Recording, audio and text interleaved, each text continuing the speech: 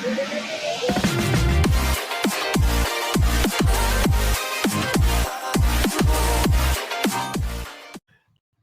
is brought to you by Enterprise Social Record. Today's episode, a bonus episode, is brought to you by Solarity. 80% of healthcare data is underutilized. Solarity is changing that. Their intelligent automation engine quickly and accurately identifies and analyzes all patient data, no matter its source or format. The result?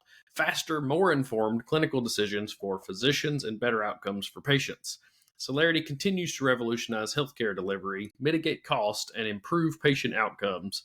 Identify, validate, and abstract data from any source with Solarity. Visit them at solarityhealth.com to learn more. Happy Hip Week, friend. Woo, happy Hip Week. Happy Health Information Professionals Week to all of our colleagues. We are excited about it being Hip Week. AHIMA's got some things out here, and we just wanted to bring an episode that was a bonus episode that's really focused on us and celebrating us, not just not the work that we do necessarily. So you'll notice we don't have a guest today because we're not going to be talking about any of our challenges or operational things or what our advances are in technology. We're just here to celebrate Health Information Professionals Week. And so, Seth, tell me, how many years have you been a health information professional? Oh, gosh. Let's see. I graduated from HIM school. I don't know if you can even say that anymore. HIM school is like the old way. I was still in the in-person HIM school back in the day. And so 2006. So I'm approaching 20 years. Yeah, almost 20. And it's been, let's see, I can't really remember my year of graduation, but I can remember my first coding job. I was still in school though. But I was coding ER charts at Cumberland Medical Center in Crossville, and it started in the winter, and that Cumberland Plateau gets cold. And but my first job there, I believe it was 1997. So a long time. I'm getting close to. You're not going to do the math? I'm getting close to 30 years. I say I'm close to 30 years. So what do you think? So tell me, what are your thoughts? What do you think Health Information Professional Week, what do you think HIP Week is about? Well, when I was early in my career, it was about getting donuts from the vendors. Yes. I was a big fan of that, but it's kind of hard to do when I work from home now. And it's like, well, I got to buy my own dang donuts. That's right. As my youngin would say, ding dang donuts. But, HIP Week is a moment to step back, in my opinion, and say, all right, look at everything that we as a profession are doing. Look at everything that we as professionals are doing, and to celebrate that in the industry, and to think about how do we celebrate those professionals. So, when I was in a traditional HIM department, it was a set aside time to have a small little party with the folks in the department and say, hey, look, we recognize you for living and breathing in the basement of the hospital, because that was back in the file room days. And, we may do something outside at a picnic table or a park or something to actually see what the sun looks like, because that's, again, when medical records was in the basement. But it's that moment to step aside, say, let's look back at what we've accomplished over the last year. Let's look and see how the environment has changed over the course of a year, 5 years, 20 years of an HIM degree, HIM profession. And then let's look at the future and figure out what does that look like? How does the medical record process change going forward? How does the industry change going forward? How do I personally need to change going forward to continue this career that has taken me into multiple different directions? Now, it's a little bit different now because I don't live and breathe in a traditional environment. So, there's not recognition. There's nothing from an employer perspective that HIP Week's not even on their radar, right? I don't work for a provider. I don't work in a traditional HIM space. So it's not even a thing. So to me, it's now getting to have conversations like this with my friends and colleagues and say, hey, happy Hip Week. We posted stuff on the THIMA site saying, hey, we love you guys. We're proud of you. And just come together as a profession. I love all of that. I'm a little bit tickled. You probably saw me giggle a little bit a couple of times because 2 or 3 times you said living and breathing in a health information department when we were in the basement. And I was thinking back to the dust mites and the cigarette smoke Oh, from, the good old days from when you could living still and smoke breathing in the in the hospital. basement. I remember when they said you couldn't smoke anymore in the hospital, Uh-huh. people were so mad. You mean I got to walk outside to the smoking That's tent or the gazebo or whatever? And then when they said that there was no smoking at all, people on quit. campus. Oh, they You got to go quit. across the street. Yeah, yeah. Yeah. Well, maybe it's made some healthier folks. So, Hip Week to me is a lot of the same thing. But I think in today's landscape, it's probably about helping people understand that health information professionals are the intersection of business and technology, and kind of we understand enough of both sides to be that bridge. And that's really what's needed in today's digital world. We've got to have someone that still can speak to the framework as if we were in paper, because that's what Hmm. designs the systems eventually, right? So understanding where all of that structured and unstructured data comes from and how we manage through that and what are the rules around that. I love it. I think we're at the most exciting time. And again, 30 years almost for me. And this is still the most exciting time in healthcare. I thought EMR, meaningful use of electronic medical records, was probably number one for me until now. Now it's just so fast and I love it so much. So I want to celebrate Hip Week by encouraging folks on that might listen to this to nominate anyone that has inspired them or that they see doing great work and they meet the criteria to nominate them for AHIMA Triumph Awards. Okay, so yeah, well that's a shift, right? So if we go from Hip Week That's to right. awards, but I will mention AHIMA has a website dedicated to Hip Oh, Week, and there's a yes. great FAQ document that we posted through THIMA Yes. that you can share to anybody that explains what is health information, what is the health information industry, what is a health information professional. We'll put that in the show notes and for resources there. It's a great FAQ document that I think is very powerful. We actually put that in our social post for Tennessee because it's a really, really well done document. But shifting gears, it is the opportunity. We go from Hip Week Yes. of recognizing the profession That's right. to we are in the middle of the nomination period for AHIMA Awards, where you recognize a professional, right? Yeah. So there's all kinds of different things. You and I've been THIMA award recipients. I don't know if I've been nominated or I know I've not won anything from AHIMA. I don't think I've ever been nominated through anything through AHIMA, but there are several out there, right? Yeah. Oh, there are many. In fact, I've got a website pulled up to talk about that, to make sure that I don't miss anything. But you mentioned the states. We've also, so let's give encouragement not just for the AHIMA Triumph Awards, but if you have a component associate, if you're part of your component association or your state association, you likely have an awards opportunity to nominate someone also. And I don't, as far as I know, I've not been nominated for anything at AHIMA either. But I will say you and I both have been distinguished members for THIMA and some other things as well. And I want to just give a personal note about nominating someone.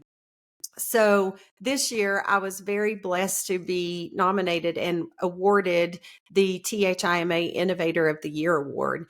And that was humbling within itself. And it's related to the work that I do in health IT and the things that I'm pushing forward.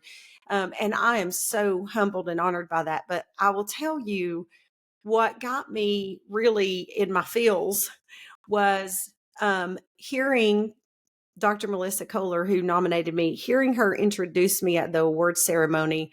It was so much different than I knew I was getting the award about a week before, but I didn't know what the introduction was going to be like. And what really got me was what Dr. Kohler said, or what Melissa said about me, was that I saw things in other people that they didn't see in themselves, and that I Hmm. pointed it out and then I encouraged it and helped develop it, right? So for me, it was so much more about the impact I'd had on her to decide to nominate me than it was about the award. Like, I love that I got the Innovator Award, but it was the impact that my work or how I carried myself through our profession, what that impact was on her. So I want to encourage you, if somebody has made a difference for you and you see that the work they're doing is really stellar and it meets the criteria for the AHIMA and or your state component association awards to be nominated, please consider nominating them. It's a very personal, it is winning an award, but it is a very personal thing to nominate someone for that. So it's meaningful. So I want to encourage you, nominate for AHIMA, nominate for your state. And I'll give you, let's see, I've got the awards page pulled up. I was going to mention there on the AHIMA Awards, they also do something that's pretty interesting to me, is that you can do group awards. And Yes. the awards process, like the application process or the nomination process, is not difficult. Take an hour, take a couple hours to write the letters of recommendation or ask other professionals to write those letters and to fill it out. It's very, very easy to do. But as you mentioned, it's a very personal thing. And it's incredibly meaningful to someone that you want to recognize, to where if they are awarded that's an incredible moment in their career. So it's not a huge time effort, but you can also do a group award for a department, for a team, whatever it may be, that is also very impactful beyond an individual. Absolutely. And I'm going to give I'm just going to call out what these are: Community Service Advocacy Award for an individual or group, Community Service Mentor Award for an individual or group, Health Information Development Educator Award, that's for an individual or a group, Health Information Development Student Award, that is an individual award, and then Leadership Distinguished Member Award, which is individual, and Leadership Innovation Award, which is individual. And then we have, let's see, I think there's a couple more. Yeah, Leadership Award, individual or group, and then Leadership Emerging Star, individual. So there are many opportunities at the AHIMA level. If you see someone that might qualify, we'll put this link in the show notes and the social post, right? Yeah. Yeah. So do that. And then for your state, if you've already had your state component association meeting, you might be too late to nominate someone for this year, but please consider, put it on your calendar to do that for, 8 months from now, so that you can get that done ahead of the deadline. The final thing I wanted to encourage our professionals to consider: it's a little late for applying to considering being on the ballot of any of the elected positions for AHIMA this year. The deadline to apply is March 31st. And so we've passed that by a few weeks, but that is another way to serve. You can either self-nominate or you could nominate someone else. I would recommend, if you're going to nominate somebody else for a volunteer position, to make sure that they are okay with doing it and that they have time, because it's a huge time commitment. So, but if you see someone that's a leader and you think that they are qualified to be vetted by the nominating committee to be on the ballot so that the membership can vote for them, then I would encourage you doing that. And then the biggest thing about this currently is, if I wanted to complain about one thing, and I don't really want to complain, I just want to call out, in case you don't know this, our voting percentage as a population, as a membership, is incredibly low. And your voice matters. If you're pleased or not pleased with what our performance is, however, or the direction or whatever, if you just want to support and be part of this, please go vote in the AHIMA election. Please go vote in your state elections. Please vote in your local elections if you have them related to health information. I'm not talking about American U.S. politics. I'm talking about only health information management. But please do go vote. It's important to be unified, and it's hard to know where we're unified if we only have 9% of the voting population or 7%, and we have pretty low requirements. I think we've got to have a 3 or 4% to have quorum as an association, but please vote. It's really important to vote. And also it's really a right that you have as an AHIMA member to get to vote. So not everybody gets to vote, just the members, right? So I think it's important to vote. I think it's important to serve. I think it's important to recognize. I love all of those. So happy Hip Week from me. 100%. And so let's go back to that recognition, because I think it's important. You mentioned the deadline. What is the deadline for the awards? It is May the 30th, I think. May the 30th. So you've got about a month, really. Yeah. There's plenty of time here from where this episode will post to consider a rising star. Maybe it's somebody in your department or somebody that's volunteering with you in a group or whatever it is that you're like, man, that person's going to change the industry, or that person should be recognized for their work, or it's somebody that has done so much for the industry for 20, 30, 40 years that you want to put forward as a distinguished member. That could be a crowning moment for the end of their career. And then everything in between, from teams to individuals. There's several things that you can nominate for. It's just a small commitment to do that nomination, but there's time. So we would encourage you to go to the awards website, see the criteria. May 30th is the deadline. And again, we'll put that link down in the show description below and in the social post. But also, AHIMA did something really good. We talked about it previously on another podcast, but I know where you're going. And I didn't go to the national conference because I was on a cruise. So my apologies for being in the Mediterranean. But, the recognition that the AHIMA staff really changed some things around to really have some positive recognition for award winners at the national conference. Shannan, you want to share anything about that? I do. Thank you for bringing that up. So as I mentioned about my own personal recognition at the HIMA Awards, that's important. But I want you to know what it was like as a person sitting in the general session, very crowded room. I was sitting there watching friends and colleagues receive these awards that someone had nominated them for, and then they ultimately won last year as 2024 AHIMA members. Distinguished, I think the distinguished member was Susan Fenton. And, there are a lot of different award winners for that for last year. And it was, AHIMA did that so well. They really highlighted what each of those winners were, what award did they win, why did they win it. If it was a group, there was a group. I remember very specifically. I don't remember which organization, but I think it might have been a hospital or health system organization, maybe in California. And this was a health information, initiative.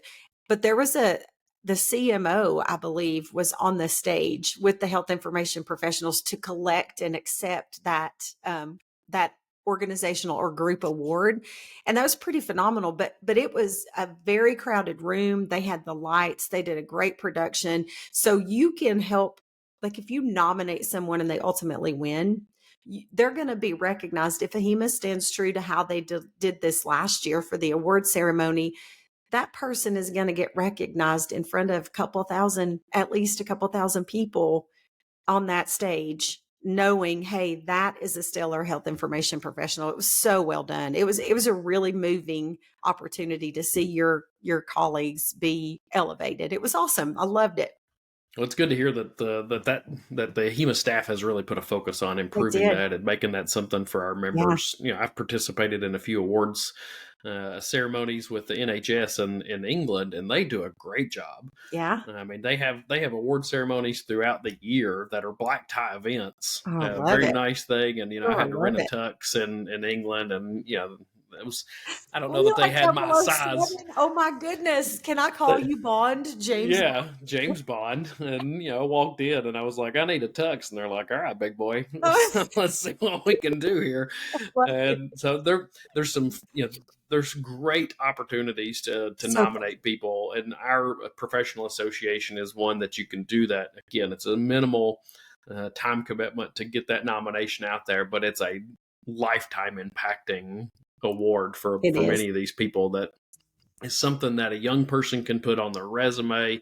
It's something that someone that's towards the end of their career can feel that sense of accomplishment, that they're recognized by their colleagues, by their friends, by their profession. So, part of what we wanted to do with this episode is just to say happy Hip Week. We're Happy proud Hip of the Week. health information profession. We're proud to be health information professionals, but we also want to encourage you to nominate before that May 30th deadline to recognize those professionals that are around us that truly deserve so much attention, because we are typically in the shadows. We're not the ones out in the front lines that get all the main recognition, but we should want to recognize those that are within our ranks that are exceeding and excelling and pushing our profession forward.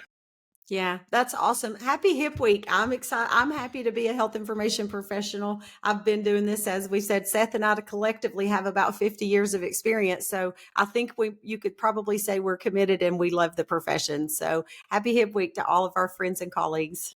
Yep. Happy Hip Week, Shannon. Until next time, my friend. See you next time, buddy.